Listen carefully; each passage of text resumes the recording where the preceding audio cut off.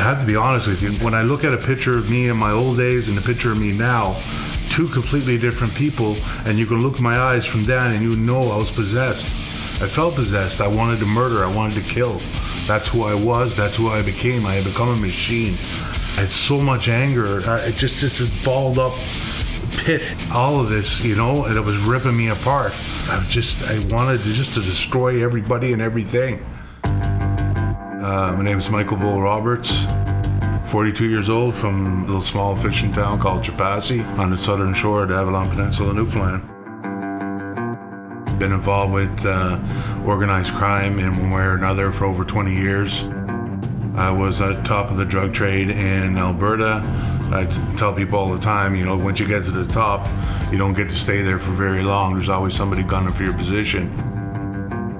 Some people in my crew had decided they were done having me as the boss. Somebody else wanted to step up. So one day I was targeted.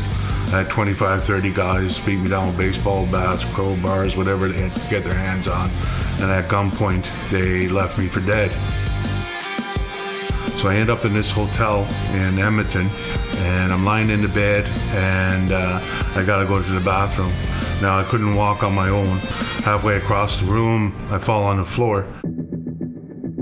So now I'm laying on the floor, a bag of broken bones, laying on my own filth. I'm so angry, so angry. All I want is my revenge. I want to kill the guys that did this to me. I started getting angry at this God that I always said I didn't believe in. Saying, where were you when I was a little kid?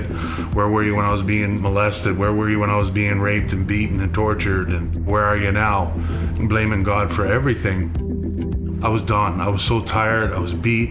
All these years of banging around on the street, it had to come to an end. So I decided that if I could make it to the bathroom, I was going to cut my throat with the razor and just bleed out and be done. Before I did, I decided I was going to make this deal with God. God, please, before I die today, let me feel love once. I just need an inch. Give me an inch. Let me feel it once. And with that, my head hit the floor. This warmth that came over me was absolutely incredible. I was so ashamed that I ever doubted there was a God. And I didn't know what was happening. If it was Jesus himself there with me, if it was God's hand, or if it was an angel holding me on the floor, holding me together when I was falling apart. I don't know. I knew I needed help. So I went to the nightstand, and the first thing I did was I pulled out a phone book, and I'm trying to call all these churches. I just know that I needed somebody to come and explain God to me and what just happened. So while I waited for somebody to come, that's when I found the Gideon's Bible.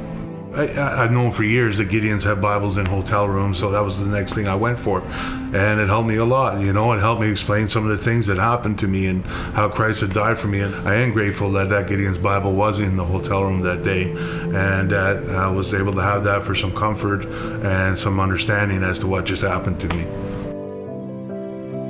Well, those that have given, thank you.